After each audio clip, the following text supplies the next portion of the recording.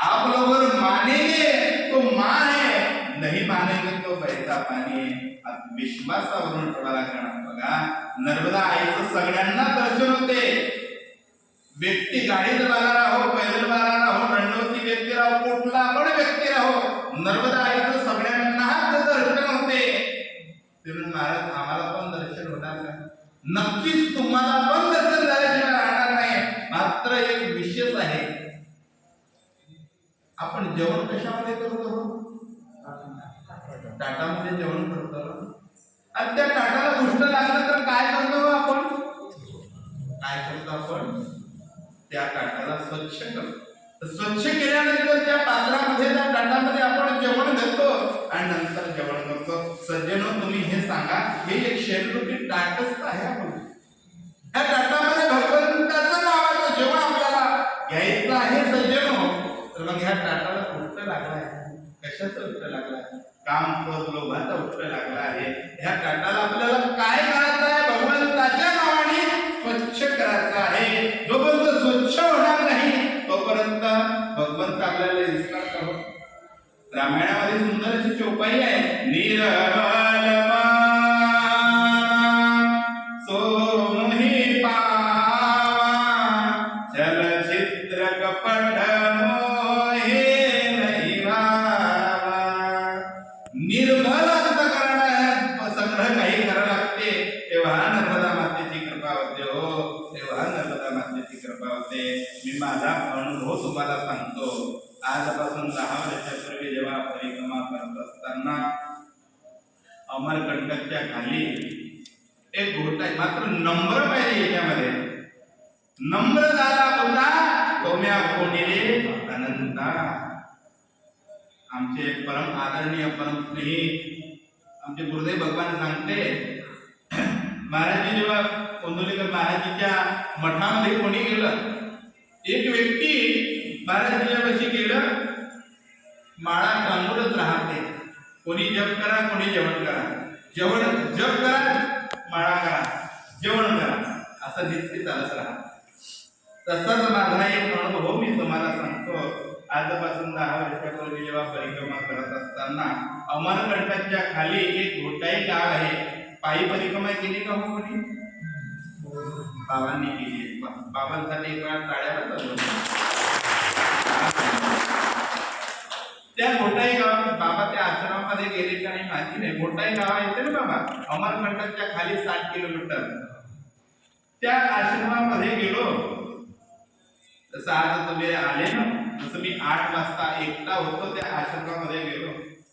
आश्रमामध्ये गेल्यानंतर त्या महात्म्याचा दरवाजा ठोकला.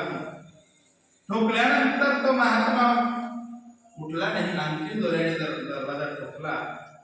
महात्मा आतमधून वरडून मला म्हणायला लागला, काय हो महाराज, कशासाठी तुम्ही दरवाजा ठोकत आहे? काय तुम्ही एवढा वेळ झाला परिक्रमाला, हा वेळ आहे का तुमचा परिक्रमाचा? महाराज क्षमा करा, मला पैदल चालत असताना माझ्याकडून वेळ झाला, क्षमा करा.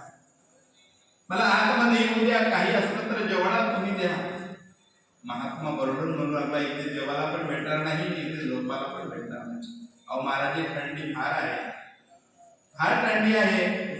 शिवलेला कपडा घालत नाही, तसं तेव्हा पण घालत नव्हतो. महाराज क्षमा करा, आतमध्ये येऊ द्या. हो फार तसा आग्रह केला महात्माचा. महात्माने एक पण सुनली ऐकली नाही. तो गांजा पिणेवाला महात्मा होता आणि बाहेर काढून कुठे जाणार? नर्मदा आईच्या काठी झोपलो. आता काय करणार? भूक लागली. त्या दिवशी माझ्या आईची आठवण आली. घर नवं सगळं सोडून आम्ही आज आलो आहे. कशासाठी आलो? भगवंताच्या सेवेसाठी आलो आहे. जाणून या घर बैसोलं अंगणी, तुका म्हणे एकांती सुख गोष्टी. आज आश्रमामध्ये काही व्यवस्था नव्हती. छोटीशी कुटिया होती. आमचे गुरु महाराज तिथे राहायचे. काहीच नव्हतं, छोटीशी कुटिया. आम्ही पण सुद्धा लॅट्रिन बाथरूमला बाहेर जातो. त्या परिस्थितीमधून हे आश्रम निर्माण झाला आहे. त्या परिस्थितीमधून आश्रम निर्माण झाला आहे. जेव्हा तो परिस्थितीचा वेळ आपल्या खरंच रडू येतो. आज भगवंताची कृपा, आज भगवंताचाच आशीर्वाद आहे. काय एवढं त्या दिवशी मी आईची आठवण आली. आज मी घरी असतो तर माझ्या आईने काही ना काही मला खाऊ घातलं असतं. मात्र आज मी जगाच्या आईपाशी आलो, मला आई खाऊ घालणार नाही का? थोड्या वेळामध्ये एक छोटीशी कन्या तिथे आली. लगभग 9-9:30 वाजताची वेळ असेल बाबा.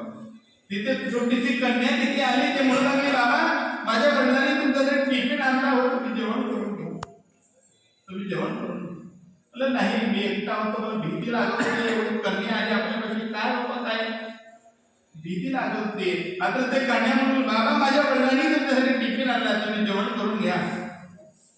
आणि तो टिफिन मी खोलला.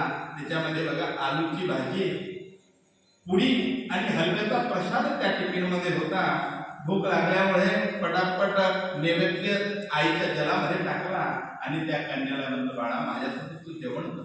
ते बाळ म्हणत, महाराज मी सगळ्या परिक्रमाशी जीव घालतो, नंतर मी जेवण करतो. ते कन्या अशी मला म्हणली, तर माझ्या बुद्धीचा दोष आहे, काय समजलं नाही. आणि ते कन्या जेवण नाही केलं माझ्यासोबत. आणि ते कन्या टिफिन वगैरे धुवून दिलं. माझ्यापाशी 10 रुपये होते. त्या कन्याला मी 10 रुपये दिले. बाबा पैशाची जरूरत नाही, मला माझ्यापाशी काही आहे, फक्त हे 10 रुपये घेऊन घे. ते कन्याला 10 रुपये दिले आणि ते कन्या जाऊ लागली. ते कन्या जाऊ लागली आणि मला म्हणली, बाबा सकाळी झाल्यानंतर माझ्या वडिलांचं दर्शन घ्यायला तुम्ही नक्की या. तुम्ही ते कन्या तिथून निघून गेली. सकाळची वेळ झाली. माझा नित्यनेम आम्ही ते प्राणी लक्ष्मी वल्लभ तयाजवळी माझा सगळा नित्यनेम झाला, सगळं काही झालं. आणि मग स्मरण आलं की त्या कन्याने आपल्याला म्हणलं होतं का, बाबा माझ्या वडिलांचं तुम्ही दर्शन घ्यायला नक्की यायचं. थोडस वरती टेकड्यावर चढलो. बघा सज्जनो, तुम्हाला यकीन होत नाही होत, माझा भरोसा नाही. मात्र त्या टेकड्यावर मी चढलो आणि चढल्यानंतर सज्जनो, ना तिथे होती कुटिया, ना तिथे होते बाबा, काहीच तिथे नव्हते. फक्त एक होतं, ते शंकराची शिवलिंग तिथे होती. आणि त्या शंकराच्या शिवलिंगावर मी जे 10 रुपये दिले होते, ते 10 रुपये तिथे ठेवले. रडू आलं. हे रडलं आहे. एका तुच्छच्या दादासाठी तो भोजन घेऊन आली. मी असं म्हणायला पाहिजे नव्हतं का मला भूक लागली आहे. हे रडत आहे, माझ्याकडून दोष झाला.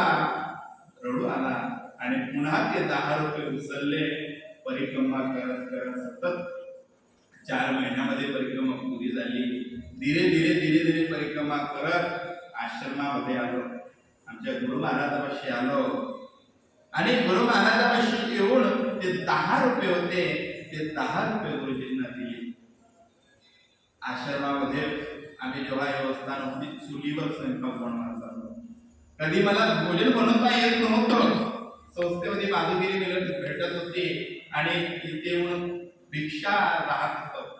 इथे येऊन स्वयंपाक बनवता येत नव्हतं. कधी भाजी जळून जाते, कधी पोळी बनून जळून जाते. मात्र आमचे गुरु महाराज खात होते आणि भगवंत पण खात होते. कधी शिकायत गेली नाही. आता त्या 10 रुपयाच्या आशीर्वादाने आज बघा हे सगळं वैभव निर्माण झालं. भगवंताची कृपा नाही तर काय, वैभव निर्माण झालं. फक्त 8-10 वर्ष. आमचे जेव्हा बाबा आले शाळेत मंदिराचं काम चालू होतं. हे मंदिराचं काम चालू होतं. आज तुमच्या आशीर्वादाने, तुमच्या सहयोगाने बघा परिक्रमामध्ये सगळं काही आहे. बाबा आपण सगळं काही करतो. कोणासाठी करतो? आपल्या मुला बाळासाठी सगळं काही करतो. साधू कोणासाठी करतात हो? आता हे एवढं सगळं बनलं आहे, कोणासाठी आहे? माझ्या मुलाबाळासाठी का माझ्या परिवारासाठी? नाही सज्जनो, हे सगळं तुमच्या सगळ्यांसाठी आहे. आश्रमामध्ये भरपूर लोक येतात. थोडसे आपण परिक्रमामध्ये निघाला आहे. हात जोडून तुम्हाला तुमची जशी सेवा पाहिजे तशी मी करू शकत नाही, कारण की हे लॉज नाही. लॉज मध्ये साफसफाई तुम्हाला भेटणार, मात्र पवित्रता नाही भेटणार. साफसफाई सगळी राहणार, सुंदर लॅट्रिन बाथरूम राहणार, लॅट्रिन बाथरूम मध्ये साबण सगळं काही राहणार, अत्र पवित्रता आहे. सज्जनो, तुमच्या नतमस्तका तुमच्या पाया नतमस्तक होतं, मात्र हे सेवा जे आहे ना, हे आमच्या भगवंताने आम्हाला दिली आहे. त्या आई कसं घातलं, आम्ही लॅट्रिन बाथरूम भरपूर लोक येतात मुलाला घेऊन, मी स्वयं लॅट्रिन बाथरूम आता धुले. बघा, आम्ही आहे तर ठीक आहे, बघा दुसऱ्या आपल्याकडून दुसऱ्याला त्रास होऊ नको, आपल्याला बरंही झाला. बघा, आपण परिक्रमामध्ये आलो आहे, आपण पुण्य कमवासाठी आलो आहे, आपल्या हातून दोष नाही झाला पाहिजे. हे विशेष घ्या.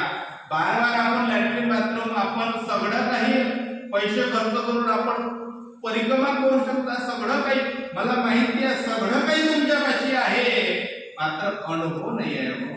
भगवंताची कृपा ज्यावर होते तेव्हा सगळं काही भेटते. हो, महात्माचे दर्शन दुर्लभ आहे, भगवंताचं दर्शन दुर्लभ आहे. का आमचे दादा तुम्हाला सगळ्या ठिकाणी देऊ शकत होते, तर आश्रमामध्ये का आणलं? कारण की भगवंताचं दर्शन तुम्हाला हॉटेलामध्ये राहिले असते तर भगवंताचं दर्शन भेटलं असतं का? पवित्रता भेटली असती का? नाही. आज दादानी आणलं का बाबा महाराजांच्या आश्रमामध्ये आणलं, भगवंताचं दर्शन भेटन आणि पवित्रता राहणार. आश्रमामध्ये बघा, किती जरी वाचता व्यक्ती हो, रात्री हो दिवसा हो, किती जरी वाचता व्यक्ती हो, त्याला भोजन भेटते. विचार करत नाही की उद्या कसं काय होणार. परवाच्या दिवशी एक गोष्ट, तेल खतम झालं होतं भाजीसाठी, परिक्रमा अशी सतत चालते, तेलाचा डब्बा खतम झाला, आता काय करणार? मुलगा म्हणून लागला, महाराज बाबा तेल कसं काही करत नाही, आपण बघू थोडस उद्याची उद्या. आता उद्या गेला नाही, रात्री 11 वाजता एका व्यक्तीने तेलाचा डब्बा आणून दिला. हे भगवंताची कृपा नाही तर काय?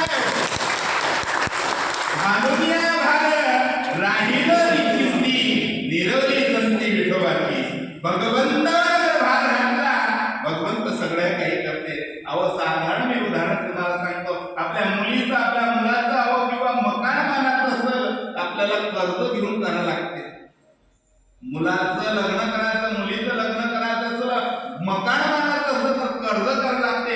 आता एवढं मोठं मंदिर भगवंताने निर्माण केलं, 1 रुपयाचा कोणाचा कर्ज नाही आहे. सगळ्या व्यक्तींनी बघा, एक आमचे गुरु महाराजांचे विशेष भक्त आहे, अमेरिकामध्ये त्यांना लड्डू गोपाल दिली आहे.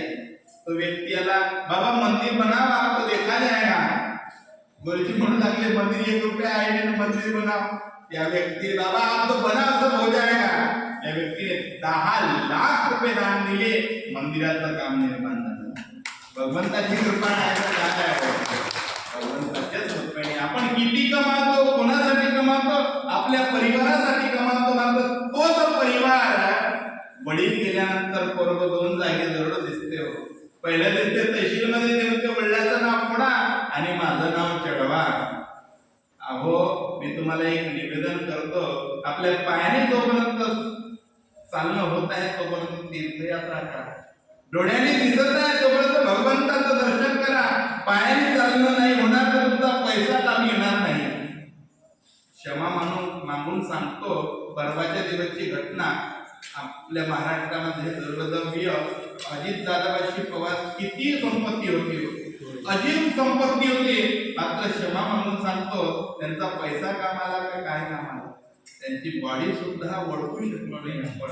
काय दुर्दैव काय आहे? अहो, आपला पैसा आपल्या कामी येत नाही. कोणासाठी कमावतो? सज्जनो,